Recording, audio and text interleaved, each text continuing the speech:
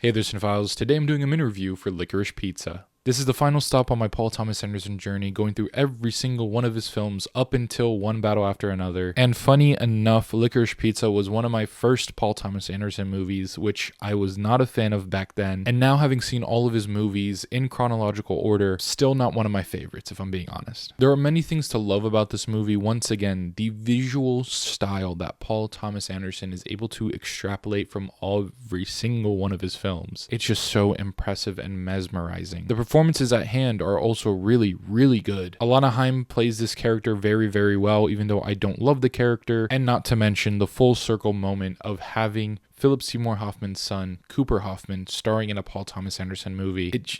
There's just so many things on paper on why this movie should be a lot better than I currently like it, I guess. All in all, Licorice Pizza is one of the most controversial Paul Thomas Anderson movies, if not easily his most controversial. And for most people, that's because of the centralized relationship in here, the age gap, and as well as some of the jokes that are told in here. They don't really necessarily add to the story or really have much to do with anything. But personally for me, why I don't love this movie now is because it just feels like a lot of things are just kind of being thrown at the wall. It almost just feels like it's stuck in between trying to be this very vignette-y film that just dabbles in certain things here and there while having an overarching relationship that you're following. But it just doesn't quite do that enough for me. It still tries to have these long vignettes, and because of that, it just feels more like it's disjointed episodes of something. I do appreciate that in a lot of these plot points, you do delve deeper into age gap relationships and also power dynamics and things like that, because again, the central thing of this entire movie is an age gap relationship. So to see that play out in different ways in these people's lives, I think is very interesting, but I just feel like the time management wasn't most well spent. This is one of the shorter Paul Thomas Anderson movies, and it feels like one of the longer ones, unfortunately. But look, there's not a single bad performance in this movie. I love that they all kind of feel like guest stars, and for many of them, they're pretty big names. Even if they weren't at the time, they are now. And yeah, there's a lot of very fun quips and jokes and all that stuff in here. It's just, I don't know, this is kind of a mixed bag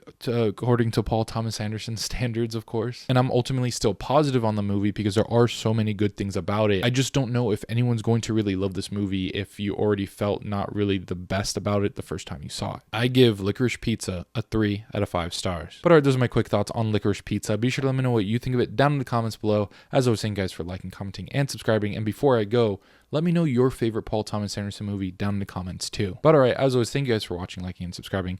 Be sure to stay tuned for more Films content, and I'll catch you later.